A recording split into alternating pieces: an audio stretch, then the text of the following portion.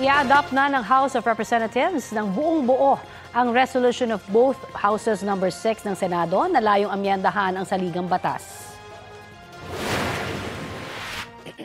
Now, to dispel doubts that the efforts of the House of Representatives in pushing for the amendment of the economic provisions of the Constitution is politically motivated, we are actually adopting all the 3 proposed amendments of the Senate version of the resolution of both houses number 6 in total. Ayon kay House Speaker Martin Romualdez, pagpapakita ito na hindi politically motivated ang pagsusulong nila sa charter change. Muli niyang iginiit na economic provisions lamang ang gagalawin sa konstitusyon. Sinimulan na nila sa Kamara ang pagtalakay ng kanilang bersyon nito na resolution of both houses number 7. Ang pinagkaiba ng dalawang bersyon, magkahiwalay na boboto ang Kamara at Senado para sa usapin batay sa RBH 6 ng Senado.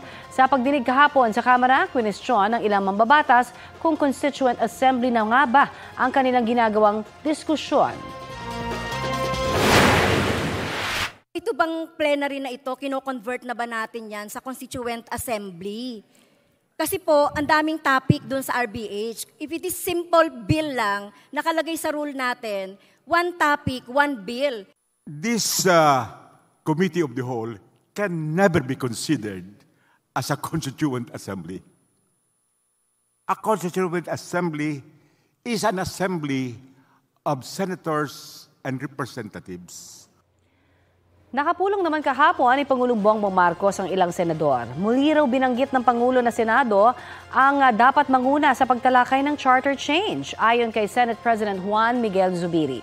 Pinaboran din daw ng Pangulo na isabay na sa 2025 midterm elections ang plebisito para rito o ang pagtanong sa taong bayan kung payag silang baguhin ang konstitusyon. Ayon sa Commission on Elections, kaya nilang isabay ang plebisito sa eleksyon ng walang dagdag gastos. Kapuso, para sa mga maiinit na balita, mag-subscribe sa GMA Integrated News sa YouTube.